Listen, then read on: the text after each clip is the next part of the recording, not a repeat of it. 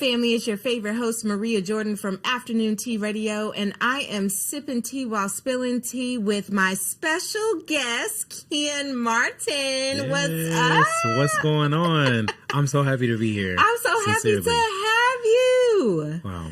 Oh, you're so talented. Thank so you. amazing and doing so many things right now. You're into all the things right now. Yeah. Opening for Keyshia Cole. Mm-hmm. Opening for Monica, Maya, all these folks. Okay, so before we get into all that, tell everybody a little bit about yourself, where you're from, and how you got into music.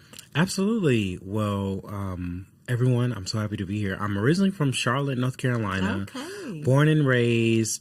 Not too far up the road from Atlanta, and I grew up in a musical family. Okay. Church kid, church every day.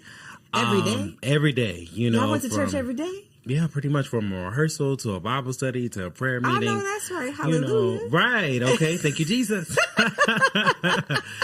And, you know, from that being my foundation, music was always a part of my life. Mm-hmm. And I just remember every part of school, I was always an artistic, creative kid. Yeah. And I specifically remember some of the earliest voices like Stevie Wonder, Whitney Houston, John Legend. They just, I don't know, I connected with that. And I was like, I want to be a singer. Yes. And so that prepared me to come. I got blessed with a music scholarship to come to Atlanta. Oh, wow. To Morehouse.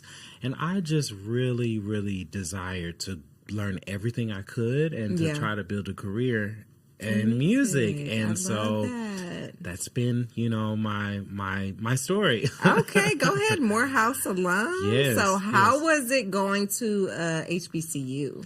Oh, it was life-changing. It was Really? life-changing. I mean, I'm such a supporter, a lover of African-American people, our history, our culture. I mean, I love everybody, but I just honor. Yes, come on. We are everything. Like amazing. Absolutely. And, you know, going to an HBCU literally changed my life because I was placed in a setting where you're meeting people from all walks of life, from all parts of primarily the U.S., but we did have a lot of international students. And it was a masterclass every day. I mean, I got to learn culture from the West Coast, from New Orleans, from up north. And so some of my closest friends to this day, honestly, are from my HBCU experience. Yeah, I love that. That's one of the things. So I went to Drexel University in Philly. Okay. Yes, for music. I love that. Yes, for music industry. But one of the things I often question, because I loved my experience, I love the amazing people that I've met. But I was like, I wonder if I would have went to a HBCU, what would have changed? Like I've always, I come from the Maryland, D.C. area. So I come from a black city. I went to school in a black city, and I live in a black city. So I'm used to being involved and indulged in our culture. But I sometimes question, like, dang, what if I would have went to a HBCU and had that experience at that level? So sometimes I do question that. And I know growing up, we would go to Howard's homecoming, and we was all in Howard before we were supposed to be. But it was the culture of it. And then my best friends, they went to Morgan State. Oh, so that was my dream to actually go there to study music. When I tell you, I stayed at Morgan. I'd be in their classes with them. Really? Yes, their teachers. Yes, my best friends. They were twins. Joy and Judy, shout out. I was all in their classes. I loved Morgan State. So I understand. Beautiful. I understand that. So then, so what did you do right after college? So, you know, like a lot of us creatives, entrepreneurial oriented people, I was like, okay, I want to try to find something in the arena that I study. Yeah. And so I think my very first job, I was a preschool music teacher. I worked at a church, like as a section leader. I did a bunch of different things. I was singing kids' parties. Yes. But it was all fun, you know, for me, because I just knew in my heart, I would tell myself, like, Keeyen, don't get away from the music. And I remember it was a my Spelman sis, she was a few classes ahead of me, but I asked her, what is your advice? And she was like, don't get away from the music. Whatever you can do, find a way to stay in the music. I agree. And so I just remember singing with kids and meeting families, and being a Southern boy, like I never meet any stranger. Yes. I love people. So it was all just fun. It taught me a lot. It taught me how to interact with people, you know, too. So I loved it. Okay, and you still do some teaching, right? Yes. Oh, I love it. So what's that like? Like, is that something you think you'll always do, or is it kind of something you're just doing now? But I know I love kids, so I know that's rewarding. So what ages are you teaching? So now I work still with all ages from like K through 12, and shout out to Atlanta Music Project. Yes. That's the company that I get the joy of being a teaching artist. And each year, I tell you, it's almost like I get re-energized.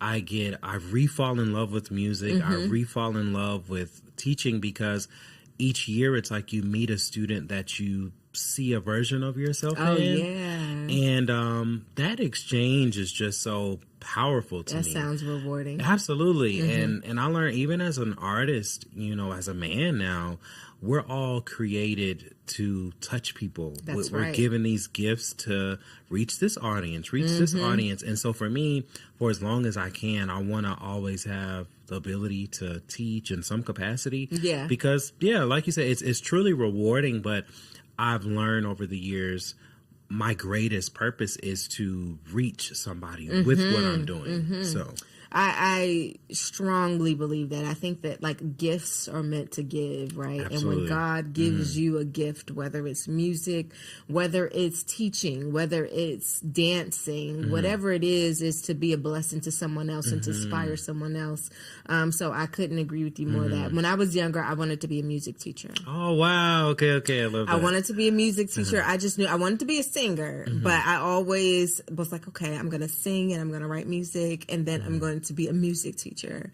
So you literally do everything that I wanted to do when I was a kid. That is what you do when we are. So tell us about your journey as an artist. Like, how did that start, and your first album or single, or tell us about it. So, oh goodness. I remember being in high school. I had to be a freshman. What is that, like 14, 15? And I remember going to the barbershop, and there was a poster. I can't remember the rapper's name, but it was a poster. He was very popular back at home at the time. And I remember looking at the poster, then looking down, and it was him. And I was like doing it. I was like, wait, that's him.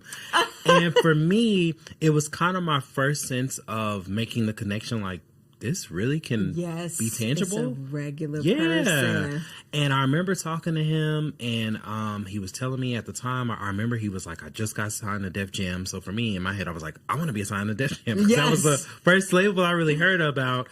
And from there, I think he invited me to one of his shows. I was way too young to even get in, but I just saw him on stage and saw him interacting with people. And it changed my life. Wow. And I remember early shows like American Idol and stuff, like just seeing those and watching people sing all different styles and seeing their journey. Yeah. It just started to make it very clear that you can do this. And so from there, I just remember learning, singing all the time. I mean, any different platform, open mic, you name it, I would try to do it. And then it became a dream to come to Atlanta. And so when I came to Atlanta, I remember making a pact with my mom. I kid you not. I was like, Mom, I want to do well to keep my scholarship so I don't get kicked out of school. And I want to do everything I can to make people get introduced to me as a singer. In the music. And so year after year, I would just keep singing. And before I knew it, I started to see how all those seeds I would plant year after year after year, they started to manifest. Wow. You know, and so I am truly a testament of something that I used to say to myself as a freshman. If you can be consistent, you can be great. That's in anything in life, you know, like consistency is key. Yeah, you have to keep going. It is. And it's so hard to sometimes. You get those, you have to, you know, these things you have to overcome and things that come your way that you just don't anticipate, which is life. It's always going to be something that comes through your path, and you just got to keep going. And it's easy to get discouraged. Yeah. So what are some of the things you had to overcome? Oh, I had to overcome rejection. I had to overcome fear. I think I even had to overcome... well, I know now it's coined as imposter syndrome, but before I knew what that was, I used to always, knowingly and kind of unknowingly, like dim my own light.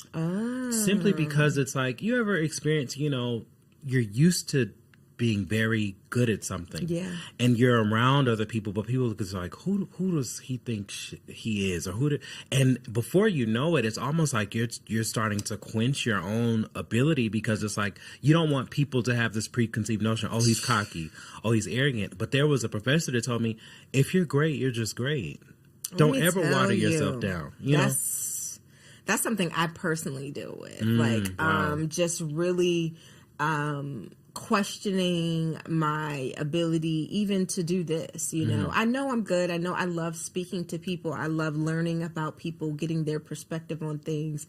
But I find myself sometimes like, Zach, are you good enough? And that's just a vulnerable moment. But like, is this what you should be doing? Are you doing it right? Could you speak different? You know, I'm not necessarily, I just be talking, you know. I just be talking, asking questions. I don't necessarily have, you know, sometimes the articulate way of saying things, and so you question yourself and you question your ability. I thank my husband and, you know, some people in support, or I'll have an interview and they'll be like, you know what, that was great, you know, and it kind of helps me to like, okay, all right, I'm doing this right, I'm doing the right thing, you know. But it can be discouraging sometimes. Absolutely, it really can. And especially, you know, I mentioned rejection. It's like, regardless how many yeses we may get, that one no, it hurts. Oh my word! It really affects you. You know, I've had different executives and people be like, "You're good," but it's something. It's like that. But it's like, okay, I'm good, but not quite good enough. Yeah, you know. And so I think from having to learn, I would say, Keeyen, be the best shepherd to your gifts. Like you that's all you can do. And if you steward that well, you're bound to attract everything that's intended. It hurts when the stuff that you want that may not be intended, that hurts. But eventually you learn, okay, there are tons of things that are assigned to me, but I will never receive them if I don't keep moving, be a good shepherd to what I got going on. You know, so. And you have, and that's so interesting because you're so talented. Thank you. And you have your own style. Like definitely you. Your sound is unique. Did you always feel like, did you have to come to that point, or did you create it, or was it were you always like that? Oh, no. I absolutely. So, real story, funny story. When I started, shortly after I had that experience of meeting that rapper when I was like 14, 15, I remember just being so gullible, so excited. And in my head, I was going to be my version of Usher and Chris Brown. Yes. Now, I'm nobody's dancer. I'm good for a good line dance, a good cookout dance. But that's about all you gonna that's get. About all I can get. But I remember just trying to, like, you know, imitate them. And one thing that I started to learn as an artist, people can really tell when you're authentically yourself and when you're not. Absolutely.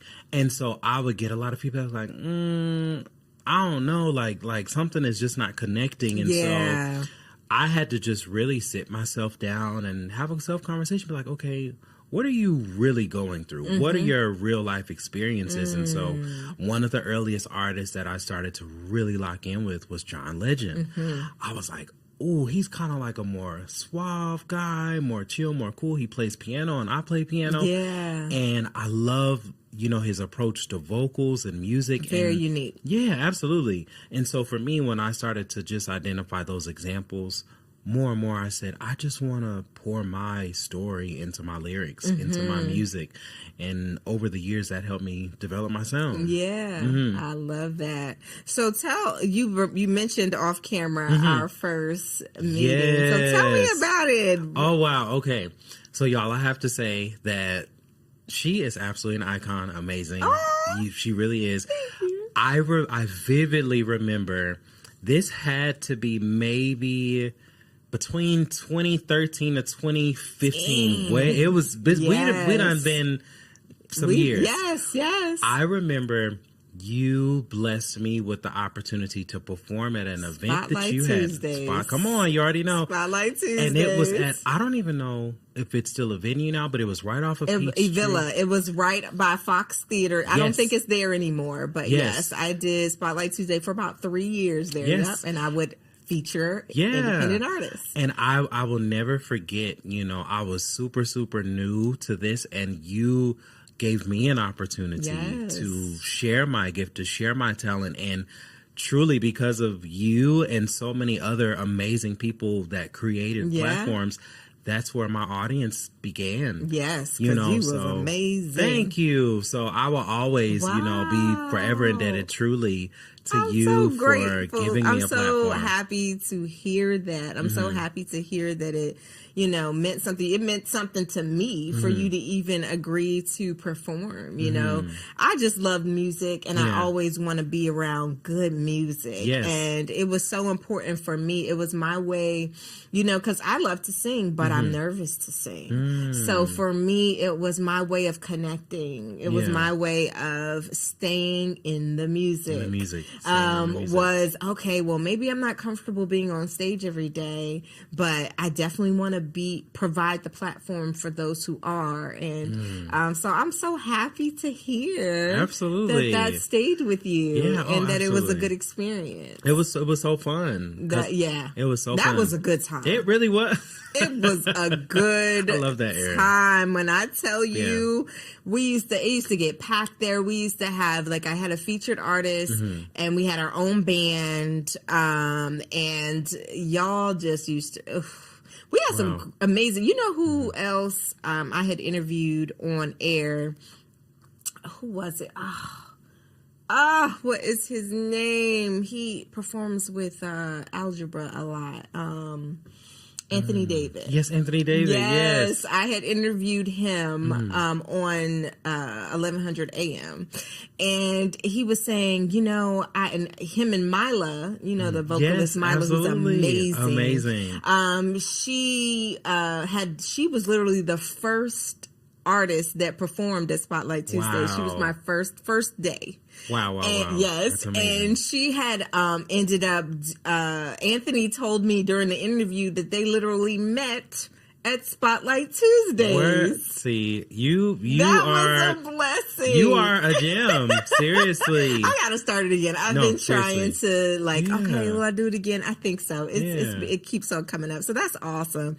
So tell people about, you were opening for Keyshia Cole you still or recently? Yeah, so for some of her tour dates, it really started last year. We would do one-off shows, and she did her big tour this year. Wow, how did that come about?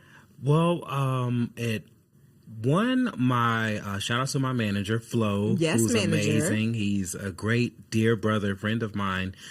He's been working with her for years. Oh, wow. And I just remember he shot me a text. He was like, hey, what are you doing on this date? We need somebody to come open up the show. Would you be interested? And I was like, of course. What do you mean? Yeah. and from that, I remember the same little boy that went to college that's now a man. I was like, Keeyen, you go there and you perform it, give it everything you've got. Even though the people aren't here to see you, you just go. And so from that one opportunity early last year, they were like, wait, we need him to be a part of everything. Changed my life. And that's something that, again, which I now impart to my students. It's you never, ever, ever know which opportunity is going to be the one. Come on. Stay ready. Stay ready. Stay ready. Stay ready. So I promise by the end, I the purpose of this show is for me to kind of put the story behind the names, and also just the inspiring stories to inspire my audience. And I tell you, the common denominator: stay ready. You just never know when the opportunity is going to come, and it usually comes when you're not even thinking about it. Absolutely. Just be ready, stay consistent. Yes. Keep doing your thing. Yes. And the opportunity will come, you know? And so how is it, like, do you get to interact with her, or are you just kind of open? How is it working with her? Yeah, so no lie, I was very nervous at first because for me, and I know you've had several of these experiences, it's almost like before you realize it, we're in this pivot where all the people you grew up watching, you watch their interviews, you listen to their music, you're in the same spaces. Man, oh man. And it's like your mind is kind of blown a little bit. You're like, wait, what? This is.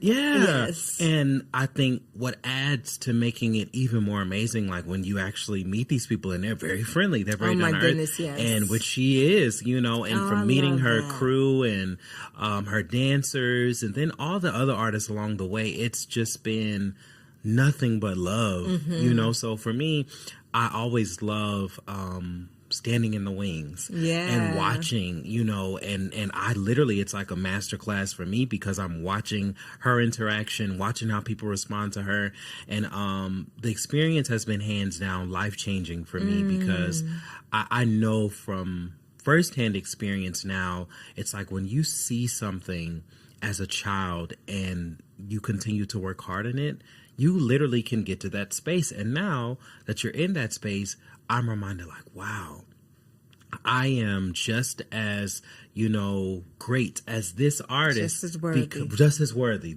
That's the perfect word. Just as worthy. And all of my moments of doubting that, of second guessing that. You know what I learned? Yeah.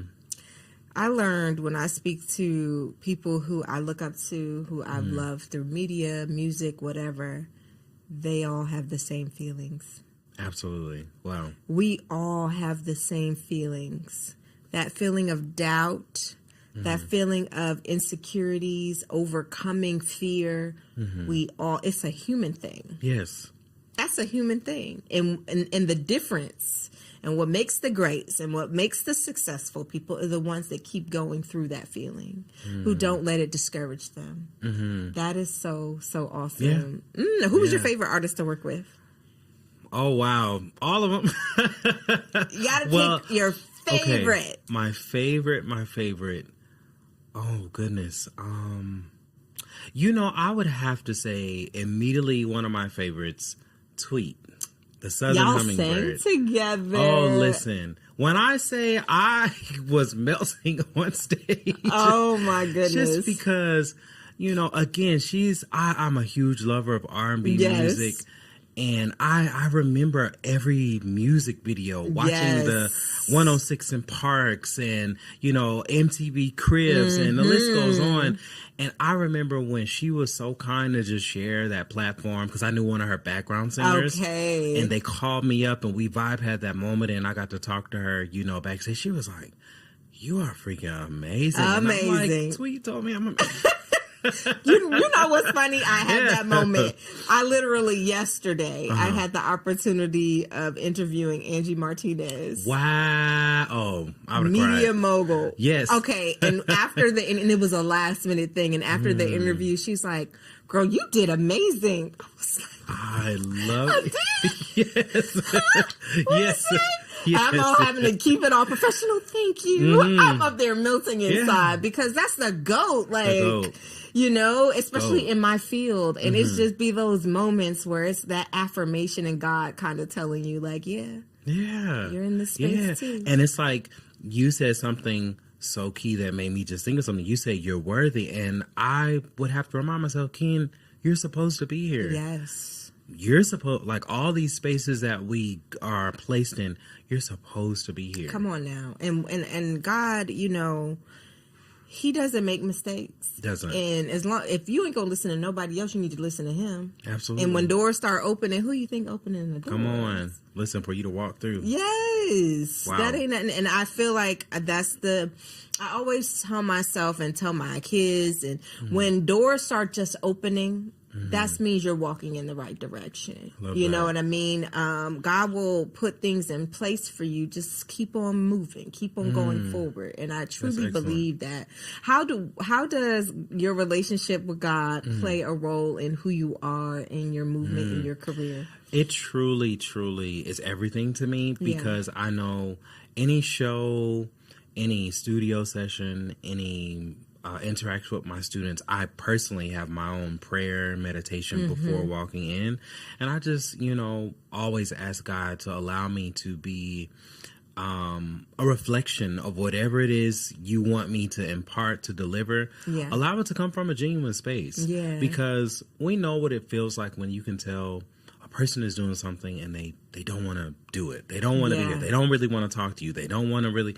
And I ask, him to really give me that peace, give me that capacity to take Keeyen out the picture and let it be you, know. And so for me, it's everything, because it was something I remember another artist that I love, Fantasia, this 2024 has just, really from last year, 2023 to this year has just been, I think, a special year for her, where so many of us that know her story, it's almost like has a new, reemerging. And I just remember in her interviews just how she always talks about her faith and so many more big time artists and people. And it's real. Like when you recognize that we're given these gifts to be a good steward, be a good vessel, but the heart reaches the heart. The spirit reaches the spirit. So all I ever want to do is be genuine. Let my heart, reach the heart. You don't gotta be all crazy and all, manipulative and have these different ulterior motives.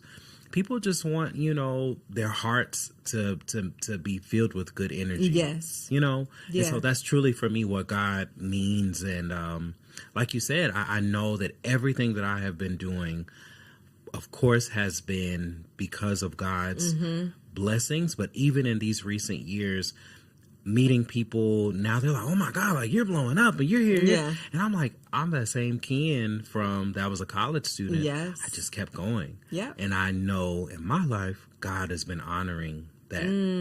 So I love that. You gonna sing for us, Keeyen? Sure. Ooh, give me a little taste.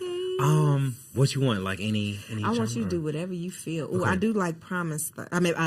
Paradise. Yes. Okay. I love Paradise. Let's see. We were supposed to be friends.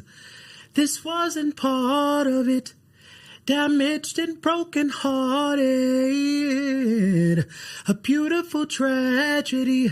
We can cut the air like a kintsugi. I know you want me like I want you. I was looking for a love I can run to. I've been looking for you. Yeah, and you light my life up like a firefly. So please don't play cool.